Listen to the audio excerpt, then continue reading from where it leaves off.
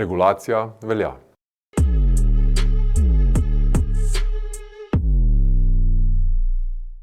Kriptotrgi v času, ko kriptovalute dosegajo rekordne vrednosti, v Evropi doživljajo še en pomemben mejnik – regulacijo.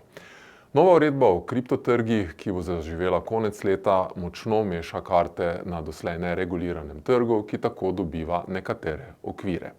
In tega vsaj do določene mere postavlja ob bok tradicionalnemu finančnemu trgu. Vemo, kriptotrg je imel predvsem zaradi številnih zlorab, ki so bile tudi posledica neregulacije pri številnih uporabnikih negativen predznak. Zato je bil zanimiv predvsem za tiste, ki so pripravljeni tvegati nekaj več. A tudi tak trg potrebuje regulacijo, vsaj do neke mere.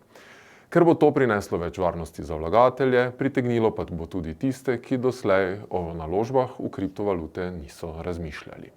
Poznavalci so bili jasni že pred leti. Če pride regulacija, mora ta prinesti predvsem zaščito vlagateljev.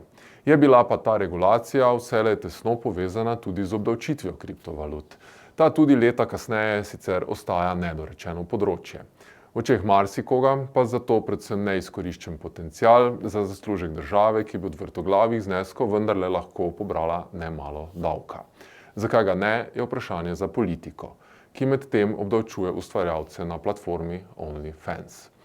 Je pa jasno, da regulacija kriptopodjetja, kriptoborze in druge finančne storitve v kriptopanogi postavlja ob bok bankam, torej tradicionalnim finančnim institucijam. Tudi zato, ker jim s tem že pripravlja teren, ko bodo lahko svojim komitentom in vlagateljem ob širokem naboru bolj ali manj tradicionalnih finančnih instrumentov ponudile še trgovanje na kriptotrgih. A internet je brezmejen svet, zato uredba, pa če še tako rigorozna, zlorab ne bo mogla preprečiti, vsaj ne v celoti. O tem, kaj torej prinaša, lahko več preberete v današnji tiskani izdaji Večera in na večer.com.